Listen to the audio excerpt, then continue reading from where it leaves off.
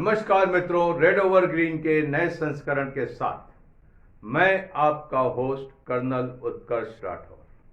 मित्रों, आज चर्चा करेंगे मालदीव्स की।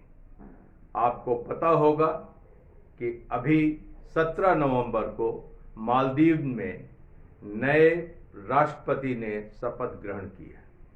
मोहम्मद मुइज़ू, जो करीब 1.5 महीने पहले चुनाव जीत चुके थे, और उनका चुनाव बेसिकली इंडिया आउट कैंपेन पर आधारित था।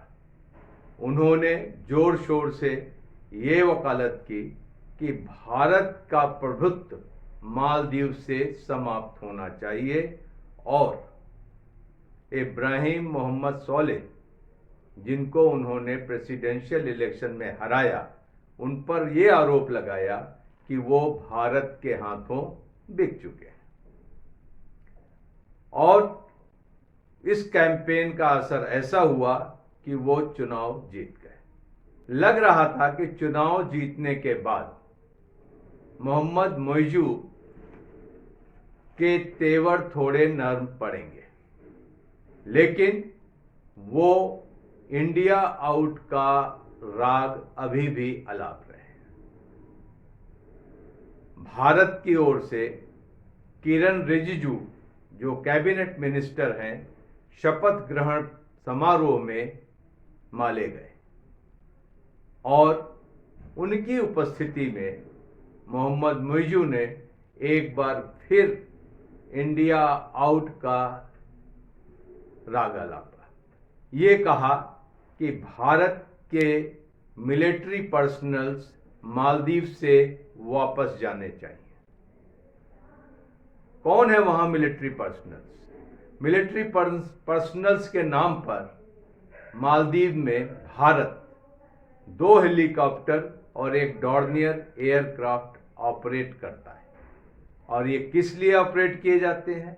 मालदीव में सैकड़ों द्वीप हैं दूर दूर तक, जिनका कोई संचार साधन नहीं है आपदा के समय या मेडिकल इमरजेंसी के समय।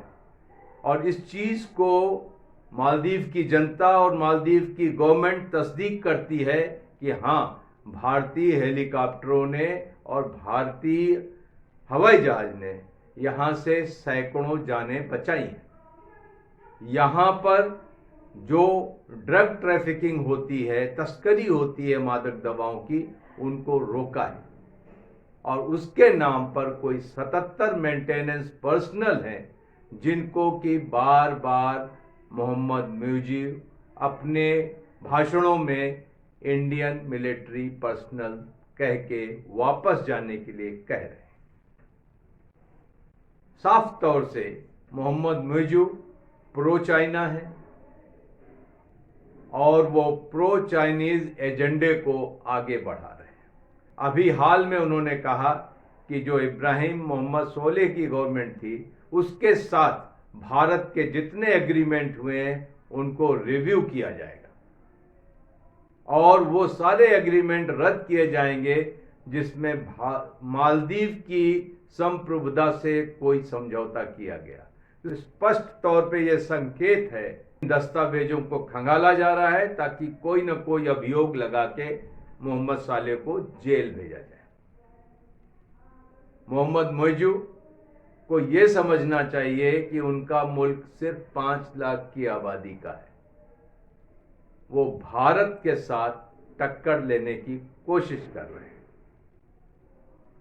भारत, जिसने मालदीव की संप्रभुता बचाई थी जब कोई नहीं आया था, वो भारत जिसने मालदीव को कर्ज से बचाया, वो भारत जो मालदीव के लिए पानी लेकर आया, और उस भारत को उसके एहसानों का बदला मोहम्मद मुइज़ू इस तरीके की अपमानजनक भाषा बोलकर दे रहे हैं।